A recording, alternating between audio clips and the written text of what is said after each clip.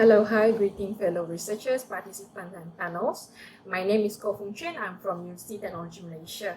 I'm currently a research assistant and also pursuing my own PhD studies, major in construction economics. So today, the title of my presentation is regarding the transaction cost component for Malaysian smart living features implementations.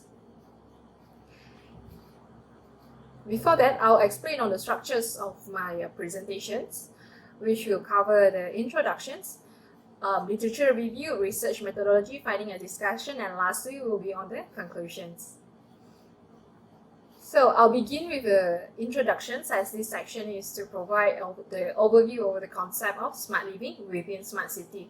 It begins with first question is to answer what is actually smart city. Okay, basically smart city is a concept of town planning.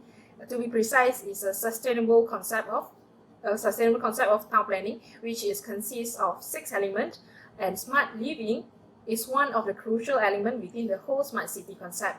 As I quoted Medakam and Ramasamy, smart city is actually smart living is actually a concept of shelter, where the nature of shelter actually shifted from just purely accommodating occupants toward treating occupants' well-being, with the purpose to fit the inhabitants' preference and also the requirement for convenient independent.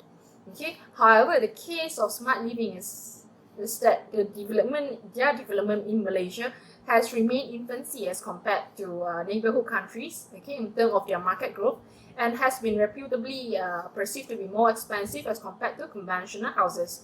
So my effort on unearthing the literature review actually convinced that these issues are due to the gap in the policing and enforcing. This gap in practice are convinced to derive from the uncertainty within the development.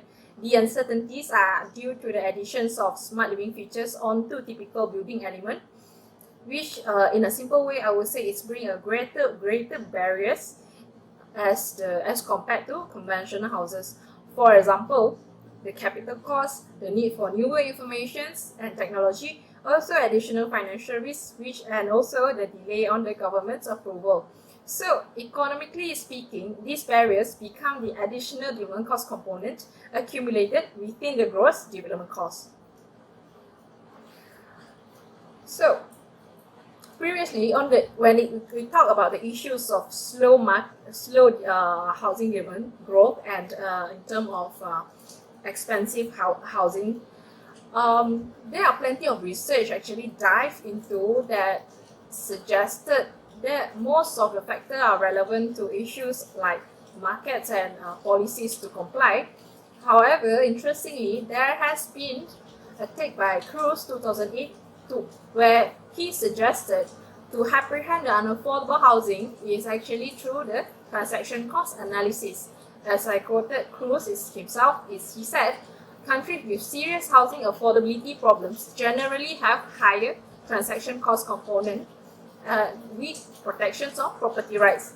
Therefore, since there are plenty of research has been focusing on policies and market factors, this research will be looking at the smart living housing development from the perspective of transaction costs as well. So it calls for a cost analysis to understand the gross development cost component within smart living housing development. So before diving into the development cost component within smart living housing, so here are some basic understanding on the development cost component to explain what is actually transaction cost component. Theoretically, there are hard cost item, soft cost item, and land cost item within the gross development cost, where the hard cost item will be easily appraised as they can be seen and is written on the bills of quantity. But for soft cost item, this is where most of the uncertainty is contained. And lastly, for the land cost, it is normally will depend on the market value, which is hardly manipulative. So therefore, for conventional houses, these are the development cost component. On top of that, as I cited Zainuddin 2020, they discovered that there are 30 transaction cost components throughout their research on conventional housing. Therefore, for smart living housing development, what will be the anticipated development cost component? Okay, as shown, these are the findings by Zainuddin, EPL, 2020. Okay, these are the transaction cost component discovered through their surveys on their studies titled Unaffordable Housing, studying unaffordable housing from the perspective of transaction costs.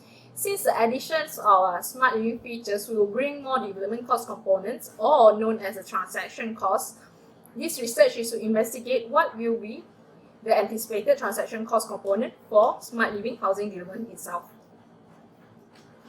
So, before identifying the anticipated transaction cost component, here is a brief explanation of what transaction cost actually is. So, according to William, it is actually a cost in agreement drafting, negotiating, and enforcing, as well as governance and bonding costs for commitments. While according to Josco, it is a cost to acquire and process information, organization costs, legal or contractual costs. So, in following these definitions, the next step is to discover the anticipated transaction cost component for smart living housing development. Here is where I draw the research question and research objective. Research question will be what are the transaction cost components contributed by the distinct smart living features, and the next question will be how many anticipated transaction cost components will be within the smart living housing development. Okay. So moving on, this section is to explain the research methodology. This paper adopted a PRISMA compliant systematic literature review as method and qualitative thematic analysis. This research goes through the 5 stages. Figure number 1 show the search terms. Figure number 2 is showing the search string, where the primary source of the journal is corpus and secondary sources is as following. And figure number 3 is shows the exclusion and inclusion criteria for article screening. Okay. In the end, through step 1 and step 2, screen 209 articles from primary sources and 61 articles from secondary sources, and through step 3 and step 4, it screens out the articles through the inclusion and exclusion factor, which left only 34 articles for studying. So, moving on, this part is to explain on the findings and discussions. Okay, the findings has been summarized into theme and sub-theme.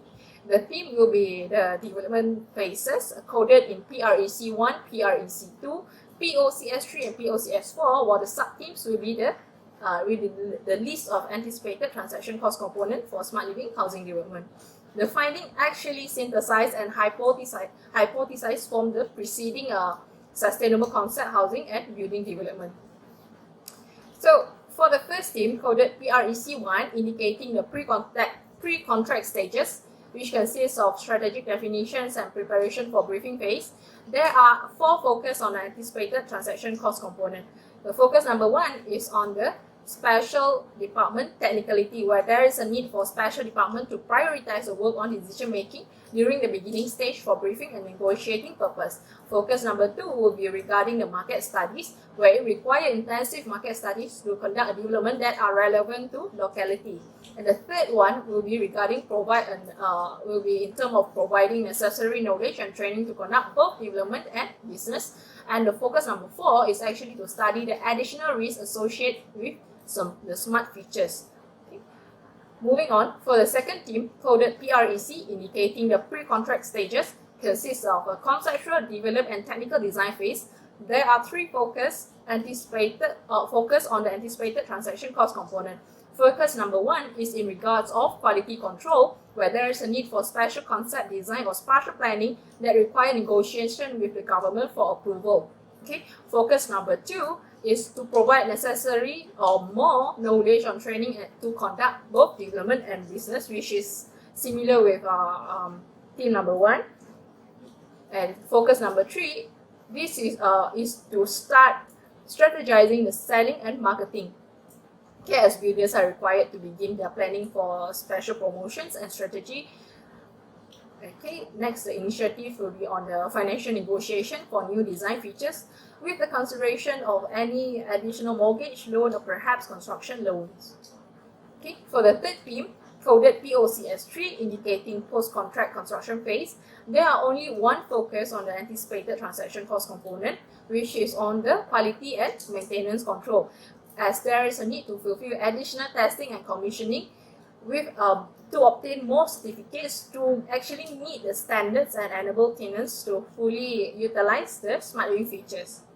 And for the last team, coded POCS4, indicating a post-contract stage, during the handover and close-out phase, there are three focus on the anticipated transaction cost component. The first one will be, again, a quality control, as there is a need for special concept design and spatial planning.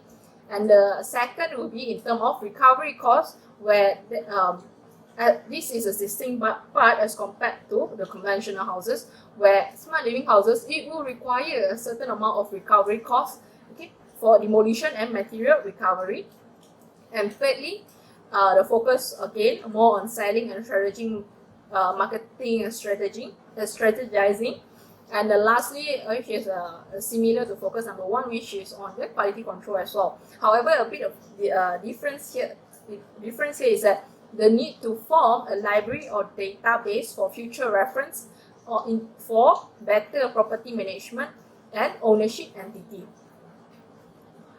So, to conclude, to answer the research questions and also research objective, there are actually 40 anticipated transaction cost components which are analyzed, synthesized, and hypothesized from the preceding sustainable concept housing and building development, which are practical and relevant to smart living housing development. The details on the anticipated transaction cost component are as discussed in the previous slide. Okay.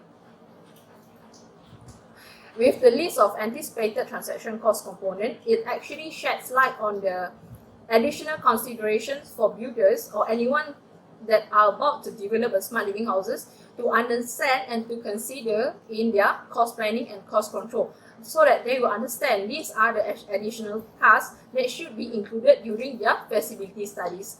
Okay, these studies has brought about further query in need for further investigation, which can be extended by conducting a survey within the industry to actually validate the list, the 40 anticipated transaction cost component, validated in accordance to the industrial need for the purpose of practicality within smart living housing development. So that's all from me. Thank you.